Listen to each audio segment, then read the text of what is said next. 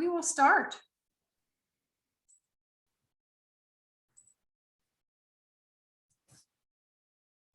As soon as I get all this set up for you to see it. All right, is it looking good, Christine? I can see it. Yes, perfect. Okay. Welcome everyone to session 6 of our Fall Scope series. I'm Caroline Gooden, director of the project, and happy to see you all here. This is a list of our topics and speakers for the rest of this fall season. We've had a great fall season. We are excited to have Tia Petrenko with us today from Easter Seals Cardinal Hill. We also really appreciate all of you who are experienced facilitators out there. We can see here which regions they represent and who they are. We couldn't do this without you. Our schedule today, just to show you what's coming up. We do tweak this schedule each week based on the feedback that you've given us in evaluation.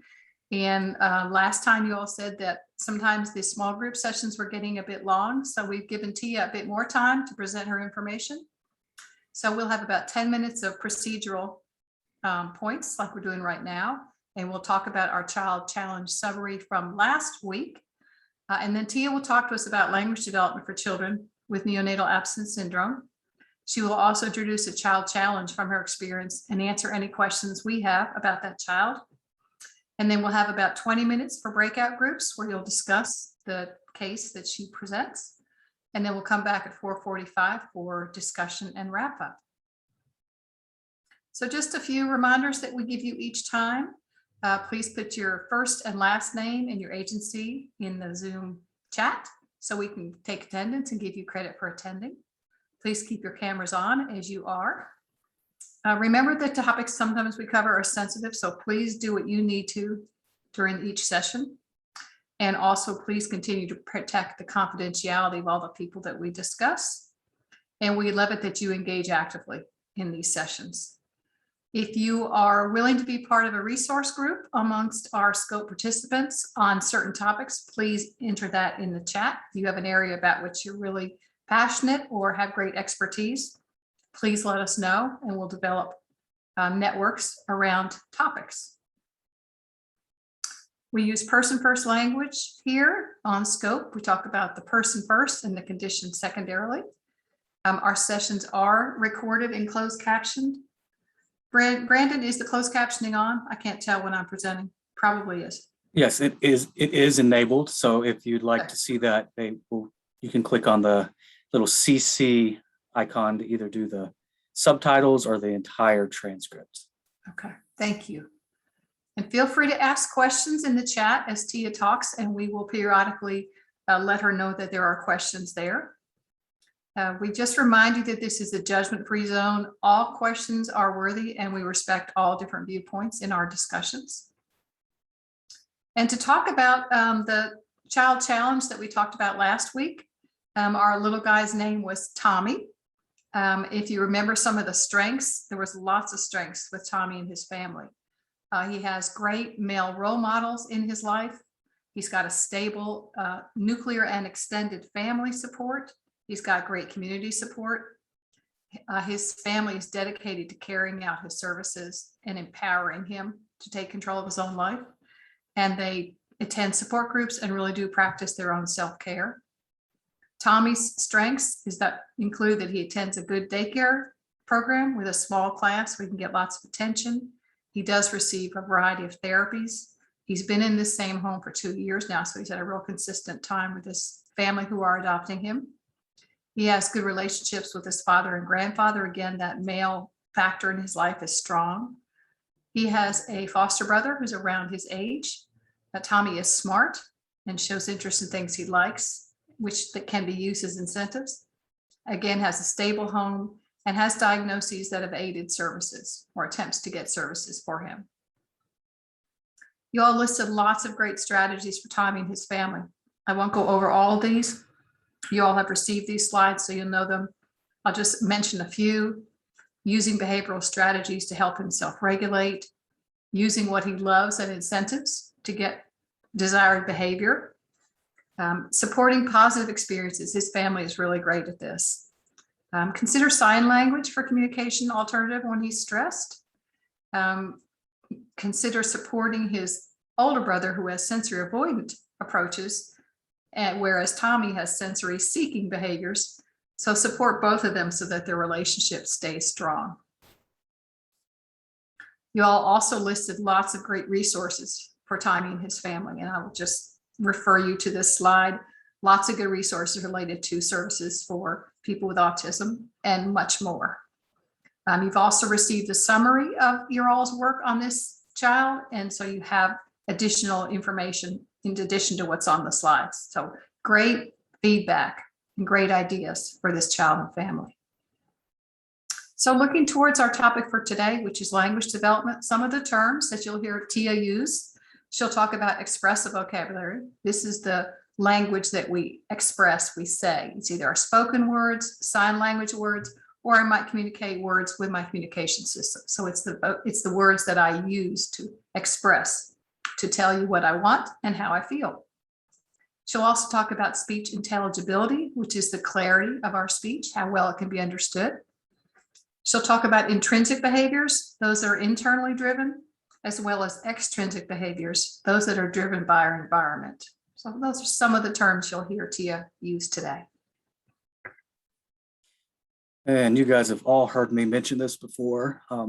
So this resource page is where you're going to go to look for things like today's PowerPoint slides are on there, presentations from previous sessions, as well as links to the recordings can be found there.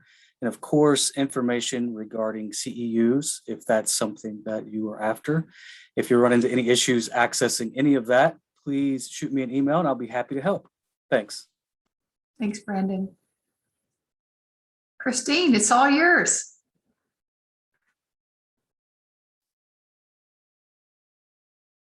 You are muted. Yes, I just figured that. Okay.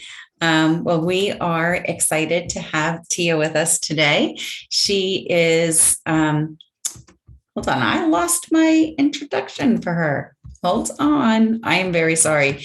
Can you read it, Caroline, or no? Hold on.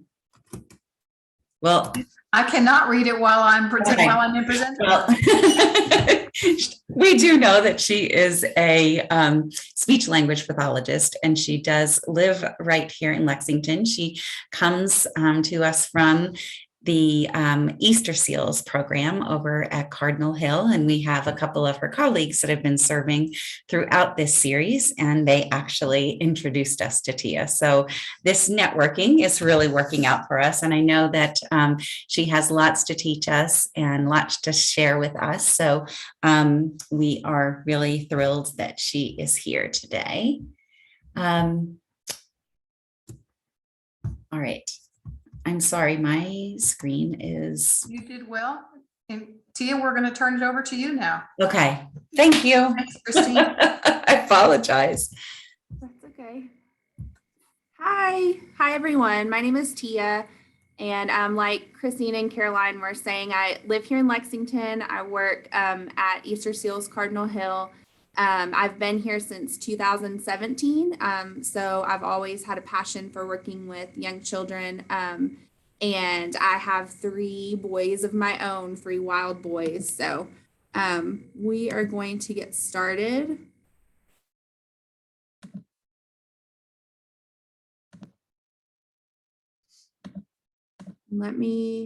Everyone can see okay? Okay. So we're talking about language development today of children with neonatal abstinence syndrome. And I'm so thankful to be able to share with you guys something that I'm really passionate about. So we are going to jump right into our outcomes for today. So by the end of this course, we have several outcomes that I hope that we gain. And the first one is identifying language problems that children with neonatal abstinence syndrome might experience, identifying feeding problems that children with NAS might experience, identifying behavior problems that can come from having language delays. And then I would love for us to really leave here, if we get nothing else, with 3 strategies that help us support language development and 3 possible behavior strategies for those children that have delayed language skills. And we'll get into some really great strategies towards the end. So those are the key points I really want you to take away, are some really good practical things that you can use wherever you are. Okay, so we're going to start out just with a little poll. And I've never done a poll before. Tia, do you So, want me to launch that? Do I The do poll for you? launch here? Is that what I do? Launch? You have the capability, or I can do it for you. I did it. You got it. Did. Okay, so the first question, how comfortable do you feel recognizing a language delay, a language impairment, being behind in language?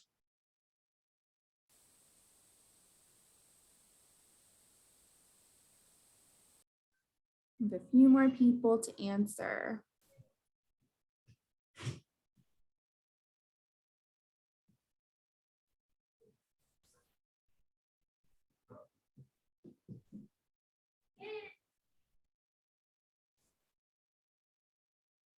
One more person, maybe.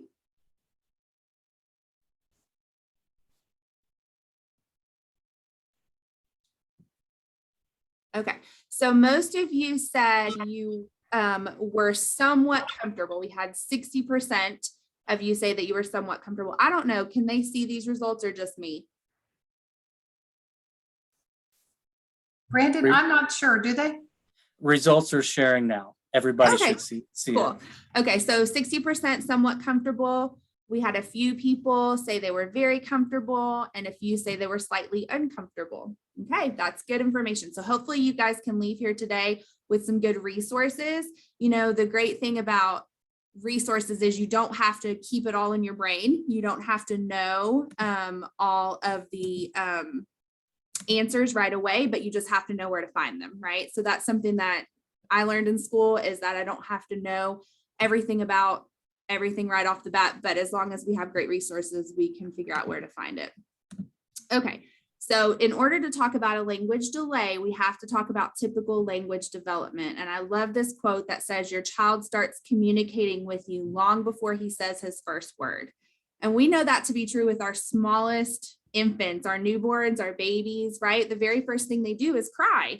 And crying is communication. And then as they get older, they start cooing and oohing and awing. But way before we're looking at words, we're thinking about communication with even our smallest babies. So sometimes recognizing some of those delays in our smallest clients or children or students or whatever is the key to getting them those early services that are going to be so beneficial. So I have some links here that I love that are included on your resources page to talk about typical language development. You could spend hours and hours and hours poring over age ranges and what's typical. So I'm just going to show you where to find this information and we'll hit some key points. So the first one is put out by ASHA, which is the American Speech and Hearing Association. Can you guys see that? Yes. So it says, how does your child hear and talk? And you can go to each age range here and learn about speech, language, and hearing development for every age range. So for instance, if you click on 1 to 2 years, it's very clearly laid out. What should my child be able to do? So hearing and understanding, if you hear someone reference receptive language, that's what they're talking about, how well someone comprehends or they're hearing and understanding. And then talking would be that expressive language that Caroline mentioned in the beginning. So using words, using different sounds. So these are things that we're looking for at each of these age ranges.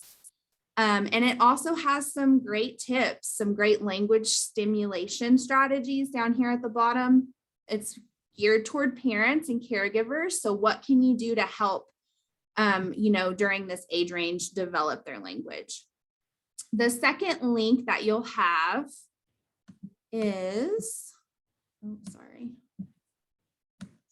to make that go away. Okay, is pathways.org. Maybe people are already familiar with this, but if you're not, I love Pathways. It is a great resource. So this is another one that you can kind of sort by months. It tells you here to adjust for any prematurity that you may have.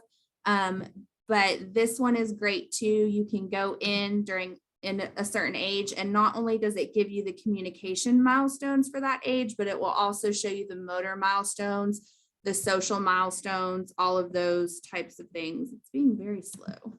There we go. Okay, so communication, play and social skills, coordination, self-expression. So you can see here some communication, and you can even see a lot of times it will have, let's see if I click on it. Okay. A lot of times it will have even some things that to look for if children are not doing that. And finally, the last link on that page that has to do with normal development is the Pathways YouTube site. So we're actually, let me flip back to this. You guys see that now, the links? Mhm. Okay. And this is an example of a video that you might find on the Pathways YouTube channel. They have them for all different ages. So it will start out showing you what are some, this is 4 to 6 month communication milestones. So what you're looking for, and then it gives great real world examples of those skills. You are. It's so funny. It's so funny. Great sounds. Fresh. They look pretty good. I think it's good. Fresh. They look pretty good. I think it's good. I was like, how does it even work? It's like a Jacob's ladder. Yeah. And I just. Okay, I'm getting ready. I'm getting ready.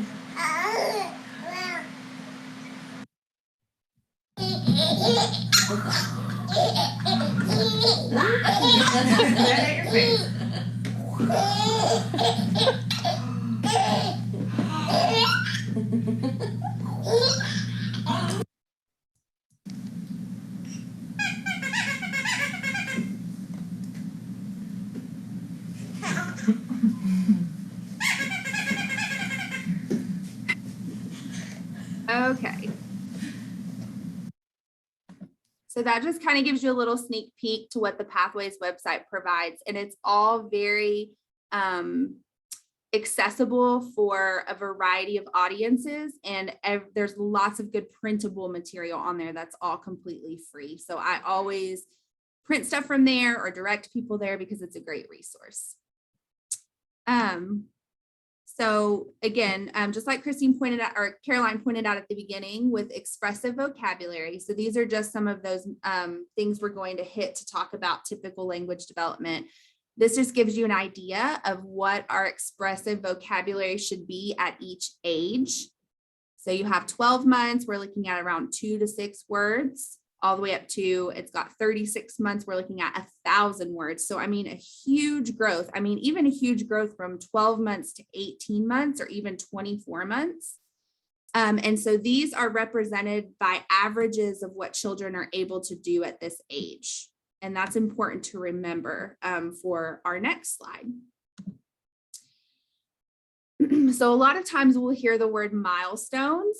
And so I wanted to kind of take this opportunity to point out the difference between averages and milestones. So on the last slide, we looked at the the expressive vocabulary of typical developing children. And that's based on what an average or 50% of children can do at that age. A milestone is what 90% of children can do at that age.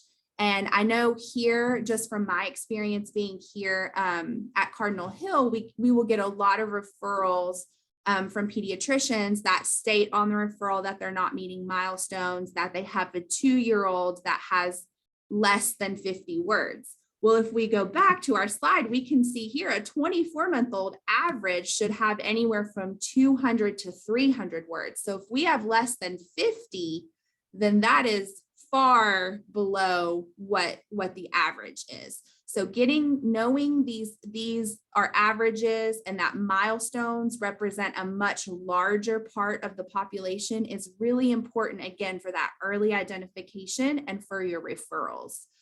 Because if we have a 2.5-year-old that's saying less than 50 words, then if we look at our chart here, that's actually quite far behind compared to what the milestone is, which would be 90% of 2-year-olds are saying 50 words. I hope that makes sense. If it doesn't, please feel free to ask a question and I can clarify. And we also talked about we mentioned the word intelligibility. So this has to do with our speech clarity, our speech sounds. All of this information you can find on the ASHA website or on the resources that I included at the end of the PowerPoint. But a really easy way that I like to remember the intelligibility is it kind of goes in quarters. So at 4 years, we should be 100% intelligible to a variety of listeners, our parents, people in the community, our teachers, our peers. We go down to 3, we should be about 75% or 3/4, 2, 50% or 1/2, and 1 year, about 25% intelligible to a variety of listeners. And then over here on the right, we won't talk about all of the speech sounds, but this kind of gives you a good visual of the different speech sounds, and it's just a good reminder. We do get some referrals sometimes that, for children that are, or parents, I guess I should say, that are worried about their 3-year-old not being able to say a TH. They can't say that they're 3. And so looking at this chart, we know that that's not really a typical skill that a 3-year-old would have at that age. So getting into kind of the research that's been done about children with neonatal abstinence syndrome, there was recently a study that found that children born with neonatal abstinence syndrome were more likely to have a developmental delay or a speech and language impairment compared to children born without neonatal abstinence syndrome. They were also more likely to be referred for a disability evaluation and to meet criteria for a disability. And the bottom box just talks about, we don't know what predicts which children will have difficulties, what their specific disorders will be, or what interventions will work best, because this research is just beginning. But we do know that these children are at risk of having these developmental delays or speech and language impairments. These are some red flags. And again, we won't read all the way through them, but this kind of talks about language skills. We all know children develop at their own rate, and most children learn skills within an age range. But a child who takes longer to learn that skill, so think about our averages and milestones, might have a problem. So these are some red flags over on the right for language skills. We're looking at 4 to 7 months, not babbling. 1.5 to 2, not putting 2 words together, 2.5 to 3. This says pre-reading and pre-writing, but that's really like, does the child not like to scribble or draw with a crayon or even hold a book? Those are all things that you need to look out for. We also know that children that are born with neonatal abstinence syndrome are more likely to be referred for a second hearing screening or be referred to an audiologist at a higher than normal rate. So typically we have a newborn hearing screening that every baby has before they leave the hospital. So these babies are more at risk to need a second screening or a further evaluation. So over here are some red flags to pay attention to in regards to hearing at different ages. Not paying attention to sounds. We saw that baby in the 4 to 6 month old video. There was a loud sound and he jumped. So if you're not seeing those things, then that would be a reason to refer. And feeding difficulties in children with neonatal abstinence syndrome.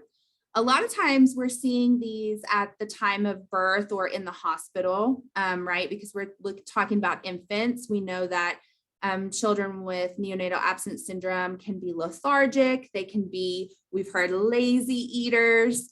So we've heard some of those terms to describe these children. They've done several studies on this, but one of them showed that in that 30-minute feeding period, that these infants may truly only feed for 8.5 minutes.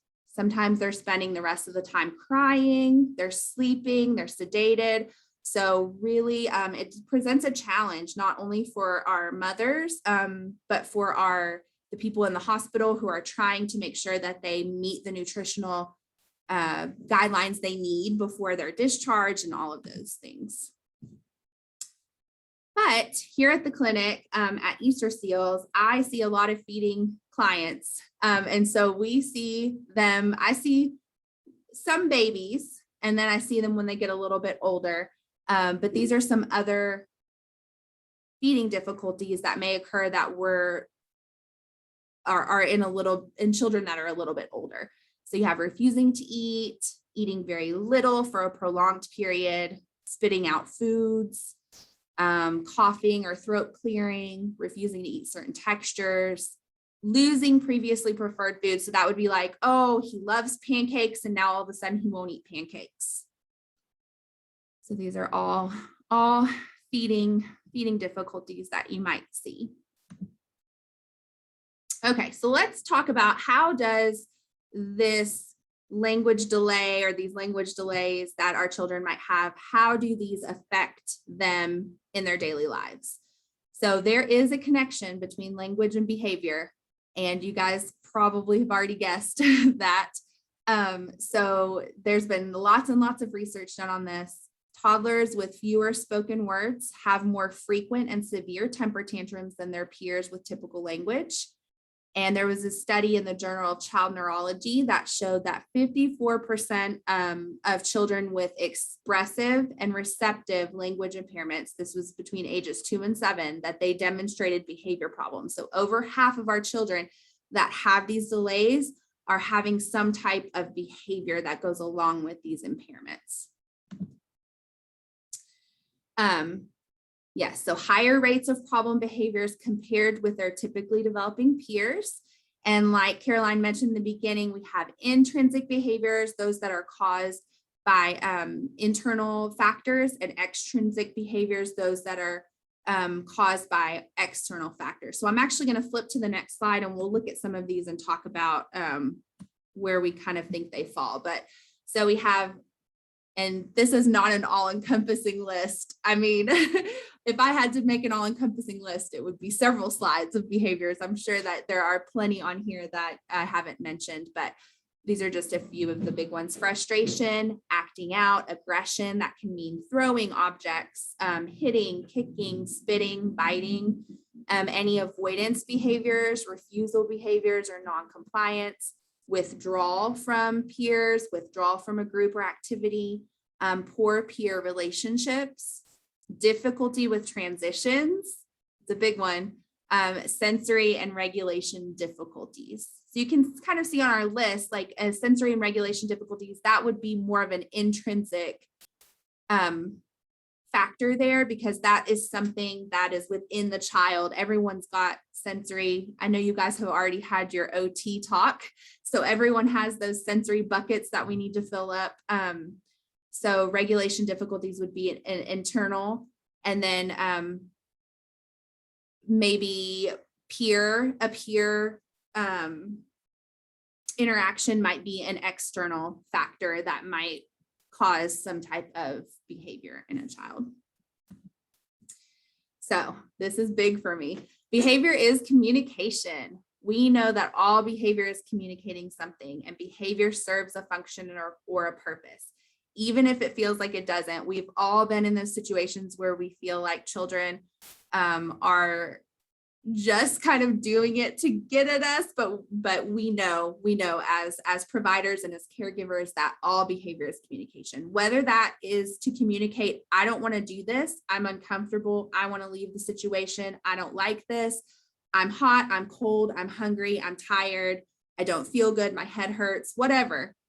Behavior is communication. So keep that in mind. Every behavior serves a purpose. And if you can work on figuring out the function or the purpose of the behavior, then you can figure out how to meet that need. And when we talk about our children with language delays, they are communicating. They're just not communicating in a way that maybe is acceptable in their home environment or in their in their, daycare environment or wherever they are, their school environment. So we have to figure out how to bridge that gap. How do we make that behavior or that communication that's unacceptable? How do we turn it into something that's going to be more functional for them and is going to be more functional for everyone else?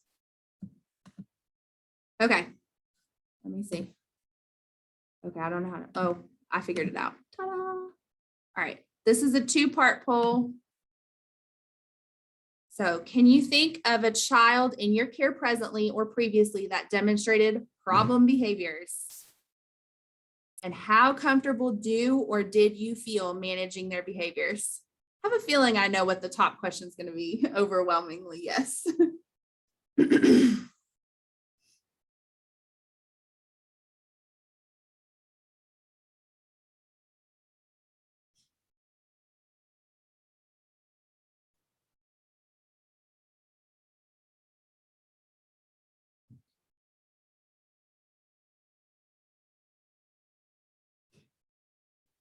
Just a few more. And Tia, you're evidently educating us well because there's no questions in the chat just yet. Either that or everybody already knows it. I don't know. I think you're doing a great job. Thank you.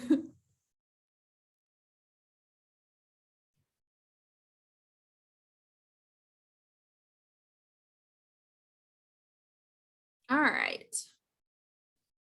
So we've got an overwhelming amount, 100% can think of a child that in their care currently or previously that demonstrated problem behaviors. And then how comfortable do you feel? Again, we've got kind of a mixed bag, but mostly falling in that somewhat comfortable range. So maybe there were some situations that you didn't feel completely comfortable with, but you felt somewhat comfortable, but we do have a few that felt a few that felt slightly uncomfortable, and then a few that felt very uncomfortable. So hopefully you can leave here today with some strategies to help you and help your kiddos. Okay. Did it go away? Did the poll go away? Okay. Yes, you're good. Okay, so what can we do to help?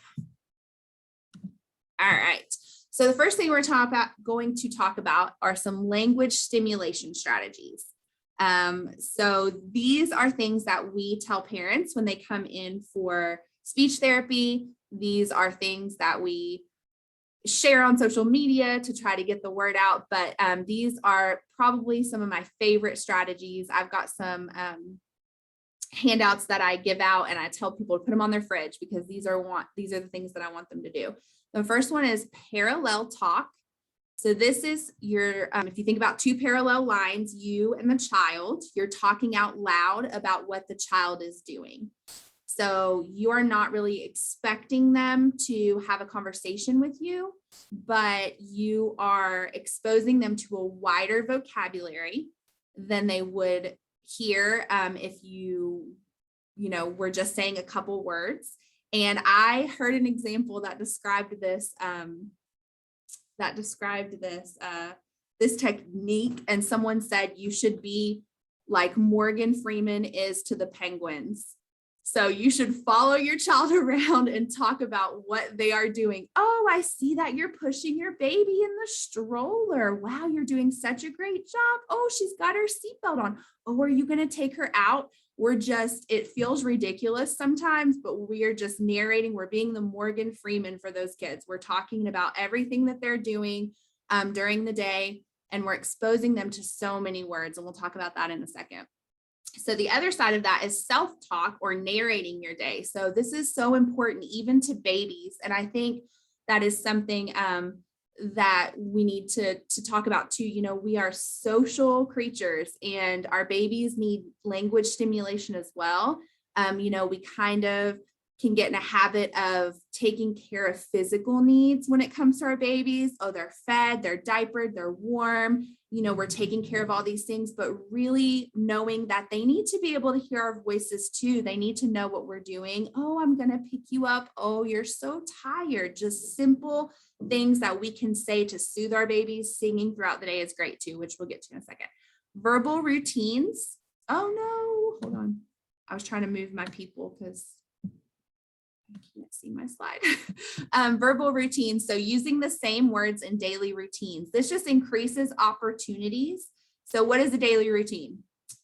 Taking a bath, getting lunch ready, putting everybody down for nap. Using the same words every day in those daily routines is going to encourage your children to have the confidence to maybe imitate some of those words. It's also going to help your kiddos, as we talk later with those kids that have difficulty transitioning. It's going to help them know what's coming next if we're using the same verbal routines every day. So that could be like, oh, it's time for lunch. Everybody sit down, or whatever it is, as long as we're kind of using those same verbal routines. And Tia, we Giving have a great example of that, self and parallel talk. This is from Hans. He says self and parallel play talk are kind of like play-by-play announcing in sports. Absolutely. Absolutely. What a great example. See, now I have 2 examples. That's awesome. Yep. Play-by-play announcing. Exactly. And like I said, sometimes you just feel ridiculous, but your kiddos don't think so, I promise. Giving 2 choices of something. So do you want this or this? And a lot of times, I mean, we're pretty good at giving choices, but naming and then providing, oh, you want strawberries. You picked strawberries. So again, we're practicing some vocabulary. We're giving them some autonomy. It's just a win-win. Adding 1 word. This is a great strategy that's really simple. So we have some kids that might be saying only 1 word: ball, go, up. And then we're just adding a word, whether that's before or after. So we can say, oh, go ball, big ball. Ball for you, or ball you, or me ball, my ball, your ball, those kinds of things. That makes more sense than me, you, but you get what I'm saying. So just adding 1 word on, and that can work if they're saying 1 word, if they're saying 2 words, if they're saying 3 words. So that strategy is great for a variety of ages and developmental stages. And then singing. Here's Yes. another good example. Tammy says they utilize the Second Steps program, and it introduces self-talk to students. Great. That's amazing. That's really great. Awesome, awesome, awesome. Singing. My coworkers know I sing all the time. They hear me through the walls, but I love singing because it teaches language through song. You get most of our kids' songs have gestures with them. So you get lots of opportunity to imitate gestures and words, and singing is a verbal routine. You can use songs to announce the beginning or ending of something, and then help those children again transition. Kids don't care what your voice sounds like. I promise. You do not have to be a good singer to sing to kids. Okay, so I changed this a little bit because this original picture said, did you know parents who talk as they go about their daily activities expose their children to 1,000 to 2,000 words every hour? But it's not just parents, it's caregivers. It's the people that these children are spending time with every day. If you have a child for hours and hours and hours for the day, it's you who are exposing these children to their words every day. They might go to home and have dinner and go to sleep and wake up and come see you again. And so it's you, and so that's where that narration and that talking comes in, because that's amazing. 1,000 to 2,000 words every hour, just by talking about your daily activities. Okay, it's time to put the groceries away, or it's time to pick up the mats from nap, and we've got to put all the sheets in the washer, whatever it is that you're talking about. Okay. Some feeding strategies. These are really cut and dry. Like I said, if there are any feeding concerns that you have that you feel like are red flags, like we talked about, then that's going to be something that you should refer for. But having a positive and clear beginning and ending to the meal. Here in therapy, we wash our hands. I'm sure you guys wash your hands with your older kids. For our younger kids, we'll do soap and water on the table in a plastic container so they get to wash the table and wash their hands. And no matter what, even if they don't know what foods are coming, they know that meals start and end with bubbles. Decreasing distractions. So that can be visual distractions, having appropriate seating, utensils, and foods. And these are things, that occupational therapists and speech therapists can help with, but making sure that our spoon isn't too large for our mouth, and simple things, thinking through simple things like that. Encouraging interaction with food, even if you're not eating it. This is hard to do, especially when you're feeding a bunch of kids at one time. But encouraging children to pick it up and touch it. Oh, can we smell it? Even if they're not going to be eating it. Increasing opportunities for feeding. So that could be food play, tactile play with food. We're coming up to Halloween. So, carving pumpkins and putting our hands in the gooey and in the seeds. Those are great opportunities for increasing opportunities with food and increasing tactile play. I'm trying So not to go Tia, too fast. We also Right. have we have a question from Okay. Christy, who's asking, is the Second Step program available for infants and toddlers? So if Tammy can let us know, that would be great. And Tia, I'll give us about a 5-minute warning till we move to the child challenge, okay? Okay. I think I'm almost done. Right. Okay. So then we've got some behavior strategies. So these are some big ones. So we already know, like we talked about, our children with language delays and impairments, they're going to have some trouble and some problem behaviors. So what can we do to help these kids? We can provide visuals. So up here, we have a great example of a visual schedule that has, and looks like it's for maybe some preschool kids, because it has center, snack, circle time, outside, and lunch. You can use a combination of words and pictures. Words are great for pre-literacy skills, but you can also, I would combine words and pictures together. Timers, I love some visual timer. And I included on your resources page, there's some free apps that have visual timers on them that are just wonderful. And timers can be a great, easy way. Oh, we have 2 more minutes, but we need a visual of that. We need concrete evidence that we have 2 more minutes. We need to be able to watch it go down and then hear it. And then using simple sign language can also be a visual too. So also on your resources page are some 40 early signs that are broken apart into some verbs and nouns and some simple things that you can incorporate. And I always like to say to my parents, using sign language is like providing a PowerPoint with a lecture. You could sit here and listen to me, or you could look and listen. And so that we're just giving them a visual, giving choices. So we kind of talked about that with our language stimulation. Oh, you can sit in the red chair or the blue chair, but we're still going to sit down. We've all heard that, right? You can wear the red shirt or the blue shirt, but we're going to wear a shirt. So giving choices can sometimes be a very beneficial behavior strategy to give our kids some semblance of control in the situation, even though we're still getting the desired behavior. Talk about changes. This is huge, huge, huge, huge. My oldest son, just to share a personal fact, my oldest son is 8 and he has ADHD. And my husband learned this the hard way one day because he had been to the dentist probably 3 times and done great, let them do his x-rays and everything. And he needed to reschedule an appointment, and he decided just to pick him up from school and take him right to the dentist office. And he had the worst dentist experience he's ever had. And he was probably 4 at the time, so he wasn't even really little. But he is one that needs changes talked about. We talk about it for a week. At the end of the week, we're going to go to the dentist. Oh, in 2 days, we're going to go to the dentist. Don't forget, I'm picking you up from school. We're going to go to the dentist. And that's what these kids need, especially those kids that struggle with transitions. They need to talk about things that are going to change. They need to have them talked about in advance, and they need them repeated frequently. So Tia, we have a great example from one of our participants. Tanya says, what about a transition activity between tasks to decrease the jarring effect of changing activities? Perfect, right? Absolutely. Absolutely. Transition activity, a transition song, a transition object, all of those things can be very helpful. And then the final thing that I'm going to talk about is figuring out what purpose the behavior serves. So kind of going back to behavior as communication, right? So I don't know how familiar everyone is with ABC when you talk about behavior, but A stands for antecedent. So it's what happens at the beginning. You can think about it as 1, 2, 3. Antecedent is what happens before the behavior. Then you have B, the behavior.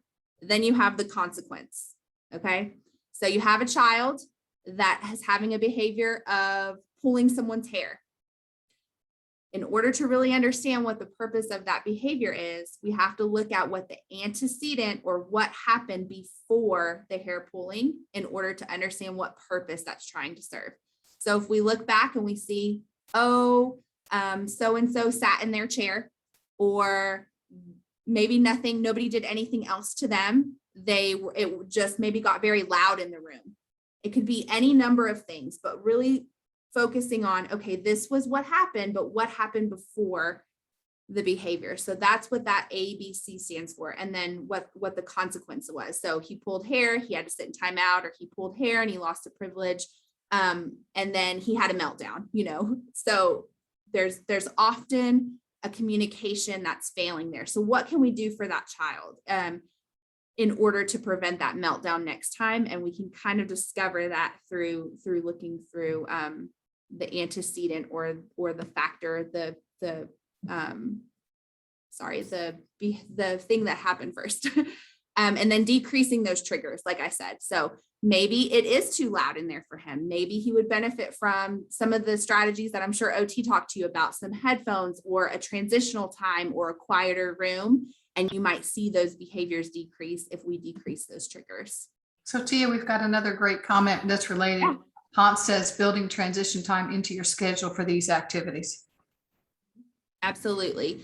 Absolutely. Because building transition time into your schedule is only going to benefit you and the child. Otherwise, you might have the next activity might be completely upended because of behaviors. So I think it's absolutely vital to build that into your time.